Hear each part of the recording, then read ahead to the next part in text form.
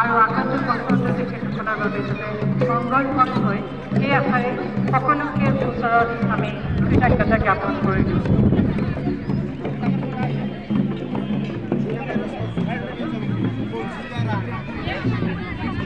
বিহু বুলি ক'লে সকলোৰে এপাক নাচিবলৈ মন যায় নহয়নে বাৰু?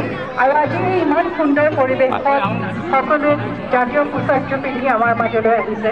গতিকে বিহু বুলি ক'লে আমি সকলোৱে এপাক নাচিবলৈ ভাল পাওঁ, ঢোলৰ চেৱত নাচিবলৈ মন যায়। অসমীয়া বুলি ক'লে বিহু। আৰু আমি সকলো জানো সুধাকণ্ঠ ডক্টৰ ভূপেন হাজৰিকাই কৈছে বিহু তেতিয়ালৈকে থাকিব যেতিয়ালৈকে অসমীয়া জাতিটো জীয়াই থাকিব। এই সময়ত আমি সকলোকে যিসকলে আমাৰ ইলেক্ট্ৰনিক প্ৰচাৰ মাধ্যমৰ যোগেদি অসমৰ বিভিন্ন প্ৰান্তৰ পৰা আজি এই অনুষ্ঠান উপভোগ কৰি আছে সকলোৰে মংগল কামনা কৰিছোঁ, ভগৱন্তৰ ওচৰত প্ৰাৰ্থনা জনাইছোঁ সকলো কুশলে থাকক, সকলোৰে মংগল হওক। আৰু এই সুযোগতে যিসকল কৰ্মানীয়ে ধুনীয়াকৈ